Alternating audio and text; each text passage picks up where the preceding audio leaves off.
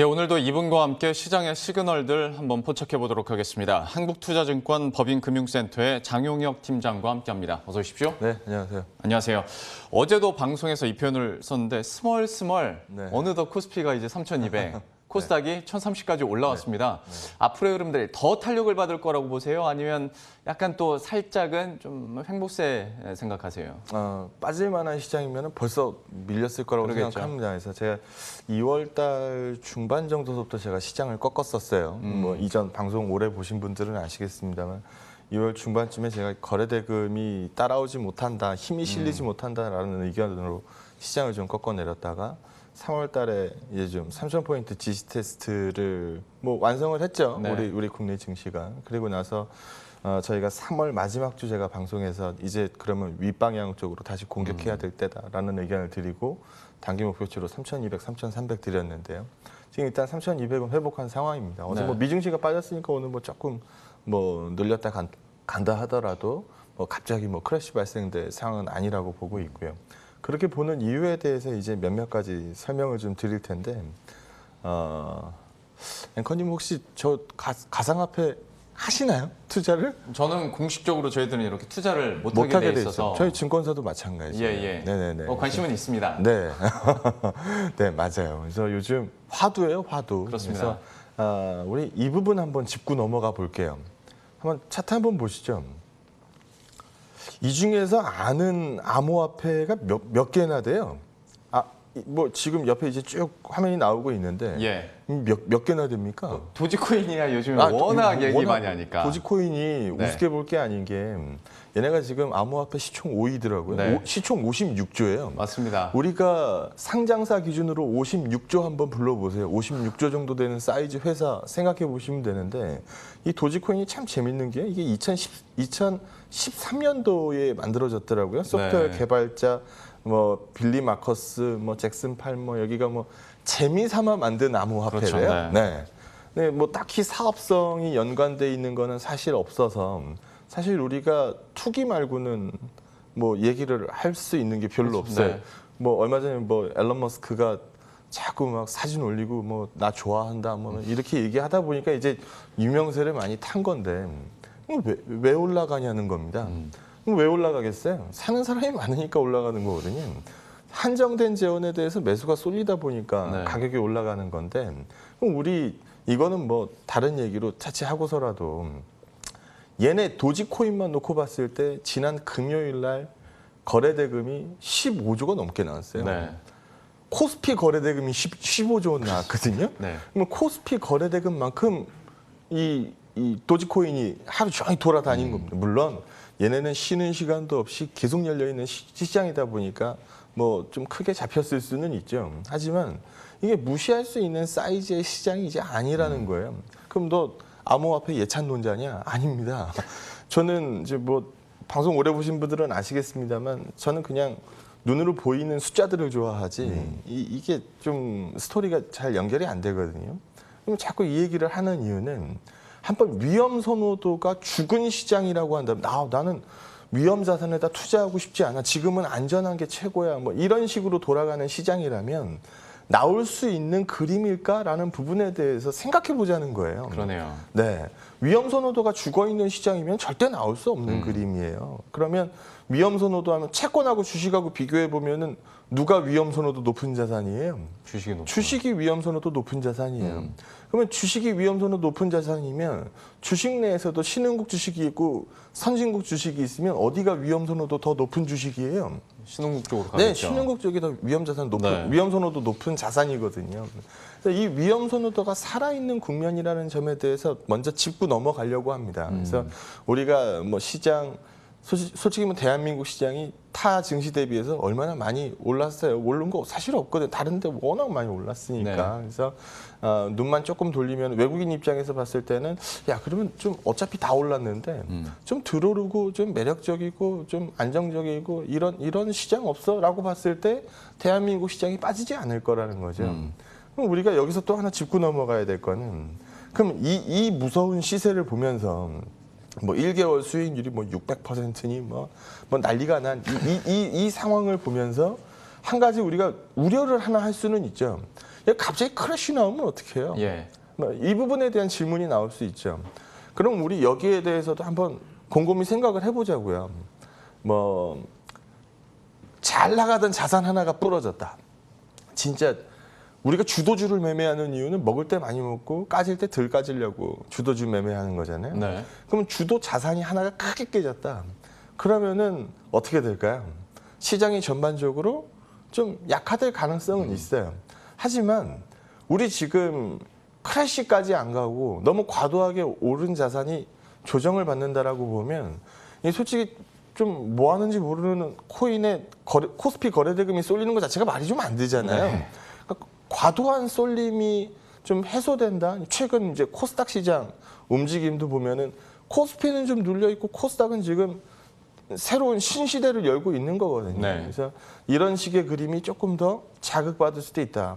어느 정도 암호화폐가 야 이건 내가 이제까지 거래했는데 이건 내가 봐도 아니다라는 컨센이 형성되기 시작한다면 이제 위험 자산이 죽지 않은 이상은 어느 정도 자산이 옮겨 탈 가능성은 여전히 많이 남아 있다라는 부분으로 말씀드리는 거고요.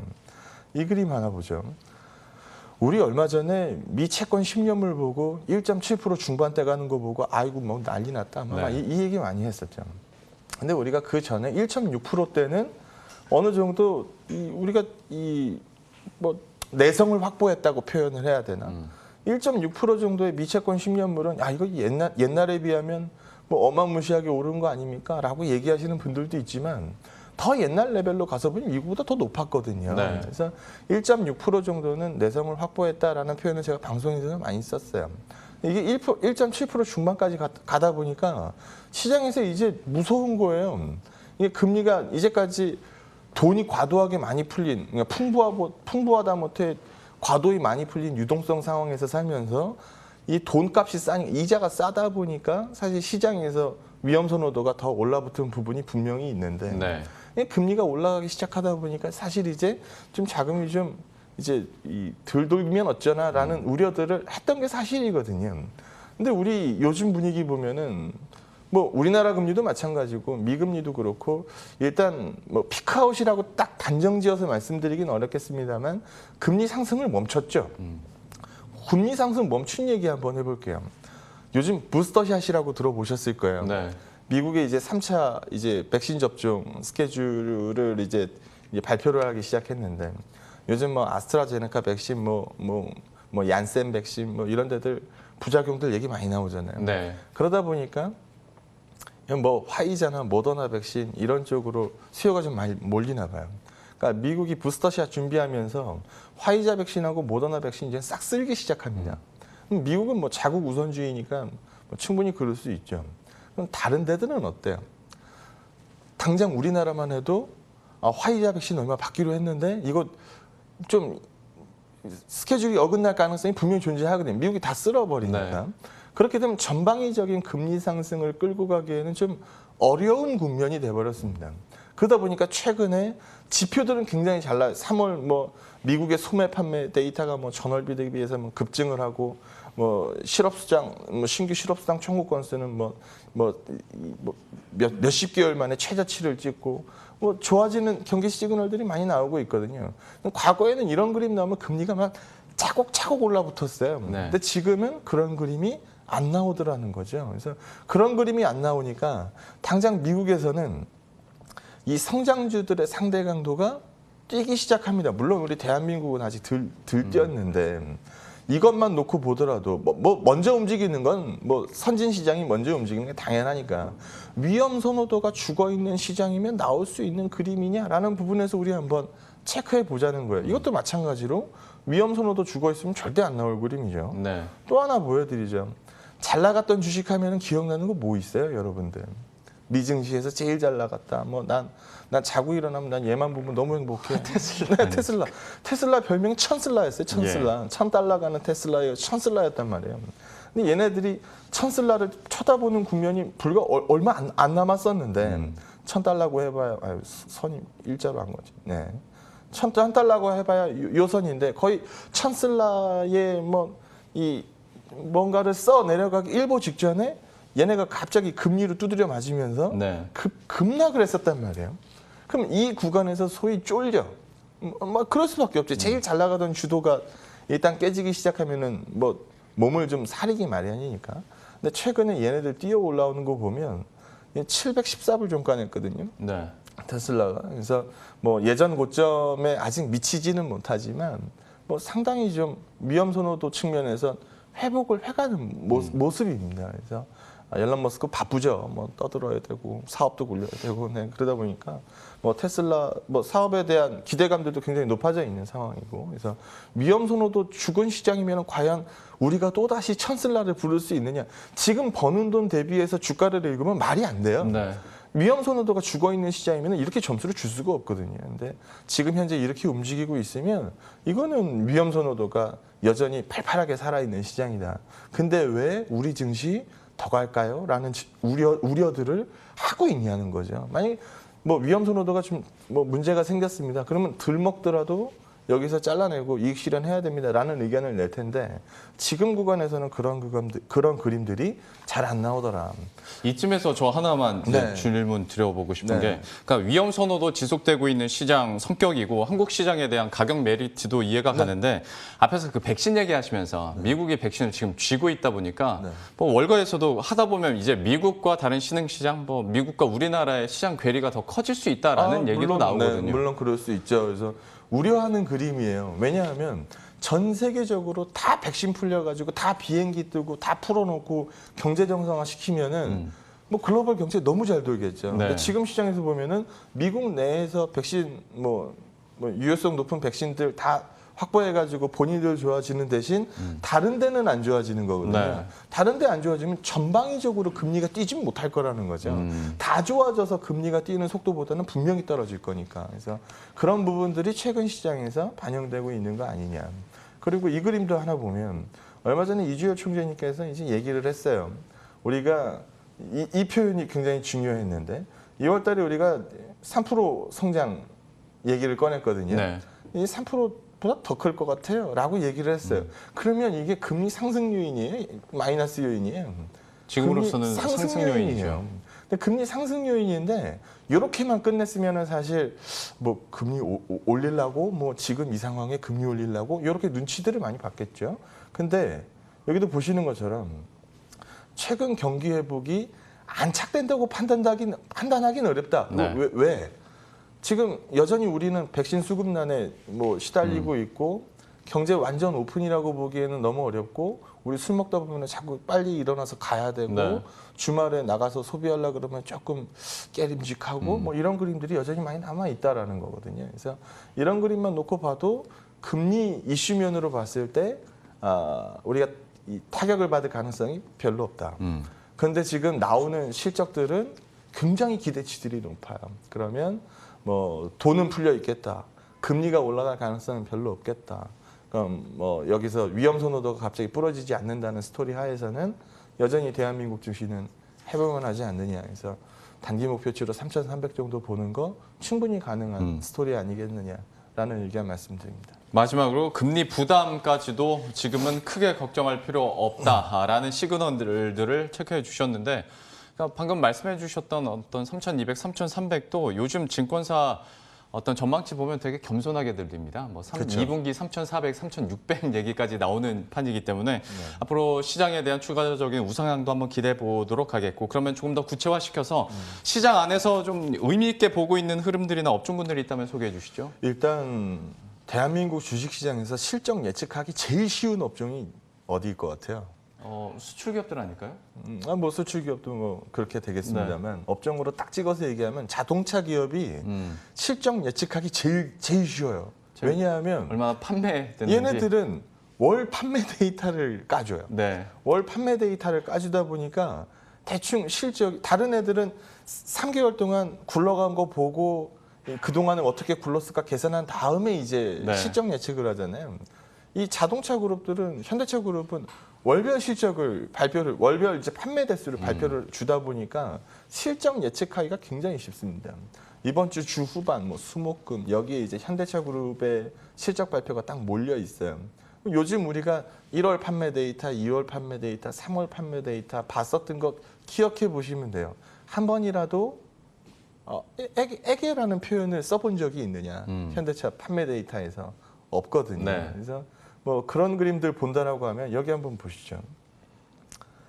우리가 코로나 땅 터지고 나서 바닥 찍은 게 이거 앞에 거 현대 거고 기아 건데 뭐 여기 보시는 것처럼 이쯤이 바닥이었던 것 같아요. 네. 그러면 우리가 바닥 찍은 실적을 1년 지나서 읽었을 때 우리가 뭐라고 읽어요? 기저효과라고 읽거든요. 그러면 전년 동기 대비 실적이 몇 % 증가했습니다라고 실적이 나오잖아요. 네. 그러면 전년 우리 쉽게 얘기하면은 지금 실적이 일자로 간다는 가정하에서 YOY 상승률이 제일 높은 실적은 언제예요? 3분기 3분기겠죠. 실적이거든요. 그래서 그때까지는 적어도 현대차 그룹의 실적 얘기가 쉬지 않고 나올 거다. 그러면은 여기서 최근에 이제 뭐 지난주에도 우리 현대차 그룹 지배구조 얘기했습니다만 정의성 부회장 손에 2개 들고 있다고 말씀드렸죠. 글로비스 하나 들고 있고 현대 엔지니어링 들고 있는데 우리 방송하고 나가니까 현대 엔지니어링 거래소 직상장 얘기가 바로 나오기 시작했어요. 이런 그림들이 왜 나오냐라는 부분에 대해서 생각해 보면 현대차 그룹 여기는 스토리가 말이 되는 애들입니다. 그리고 4월 들어서 외국인들이 3조 원 샀어요. 코스피 증시에서. 네. 근데 3조 원 사면서 제일 많이 산 거 삼성전자 1조 원 조금 넘게 샀더라고요. 그 다음에 하이닉스. 그 다음에 샀던 게 카카오 뭐 2,800억, SKT. 그 다음에 LG와 뭐 이거거든요. 근데 2차 전지 스토리도 SK 우리 이거 지난주 방송에서 한번 얘기했었던 네. 것 같은데 SK하고 LG하고 박터지게 싸우다가 데드라인에서 이제 그만 싸우자. 앞으로 뭐 10년간 우리 소송도 하지 말고 야 뭐 2조 원 오케이? 뭐 여기서 끝내버렸단 말이에요. 그러면 이 스토리에서 우리가 SK를 찍었는데 SK가 여기는 충전도 사업도 투자 적극적으로 하죠. 그리고 SK IT 분리막자회사 상장을 공모를 앞두고 28, 네. 29 공모니까 여기도 뭐 적지 않은 돈이 쏠릴 거고 이거 결국은 SK 이노베이션이 들고 있는 구주 매출이잖아요. 그래서 또 추가적으로 뭐 SK 이노베이션에 대한 현대차하고 제휴화학 때문에 뭐 이런 부분도 굉장히 얘기 많이 나오고 있어서 스토리가 살아있는 이 업종으로 또 하나 고를 수 있는 게 2차 전지. 그리고 이제 야 다 아는 얘기 말고 좀 쌈박한 스토리 없냐라고 얘기하시는 분들한테 오늘 말씀드릴 종목은 CJ 대한통운. 요즘 전 아파트 사는데 아파트 엘리베이터 기다릴 때 택배 아저씨가 먼저 타면 한참 기다려요. 사실은 그 아파트는 택배를 문 앞까지 그래도 해주긴 하나 보네요. 예. 네네네. 한참 기다려야 돼요. 층마다서. 네. 그래서 얼마나 뭐 물론 우리 집에도 많이 오긴 합니다만 그러면은 일단 어쨌든 코로나 시대에서 이 택배 회사들의 니즈는 많이 늘었잖아요. 근데 실적을 지난번에 딱 한진을 까봤더니 이게 안 좋아. 근데 실적이 안 좋은 이유를 보니까 뭐 택배 기사님들의 뭐 차후 개선, 그랬죠. 뭐 이런 부분들 설비도 좀 늘어났었고, 네, 뭐 인건비, 뭐 상승 효과, 뭐 이런 부분들이 굉장히 많이 반영이 됐거든요. 네. 그러다 보니까 뚜껑 딱 열었을 때 한지 이게 뭐야, 뭐 왜 이거밖에 안 나왔어?라는 평가를 한번 받았어요. 그리고 나서 이제 야 그럼 CJ 대한통운도 실적 잘 나오긴 글렀네라고 표면적으로 읽죠. 그럼 우리가 이 표면적으로 읽은 거 다음 스토리를 생각해 보자는 거죠. 기업들은 원가 상승이 발생되면 이거 누구한테 전가해요? 소비자한테 전가한단 그렇죠. 말이에요. 그럼 바로 뒤이어서 나올 얘기가 뭘까요? 우리가 이렇게 차후 개선하고 시스템 개선하고 하면서 이만큼 어닝이 줄었어요. 그럼 우리 불가피하게 나는 이러기 싫었는데 불가피하게 요금을 좀 올려야 될 것 같아요. 라는 얘기가 분명히 나옵니다. 라면 회사들 라면값 올리는 게 최고의 호재죠. 네. 한전에서 최고의 호재는 전기세 올리는 거예요.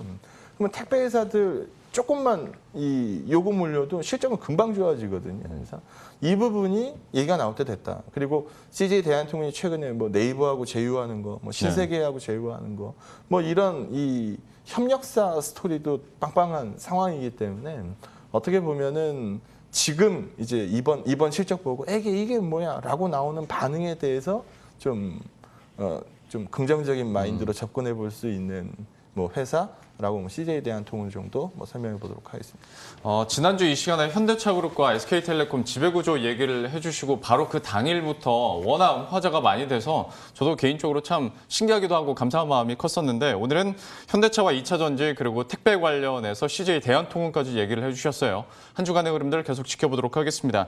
시간이 많이 가서 시장에 대한 한 줄 코멘트 좀 마무리 부탁드리겠습니다. 계속 뛰면 숨차요. 뭐 쉼표 찍힐 수 있는 거고 뭐 되돌아 뛰지만 않는다라고 한다면 얼마든지 뭐 위험선호도 살아있는 증시다라고 말씀드리겠습니다. 예, 저희도 그렇게 바라보도록 하겠습니다. 한국투자증권 법인금융센터 장용혁 팀장과 함께했습니다. 오늘 말씀 고맙습니다. 고맙습니다.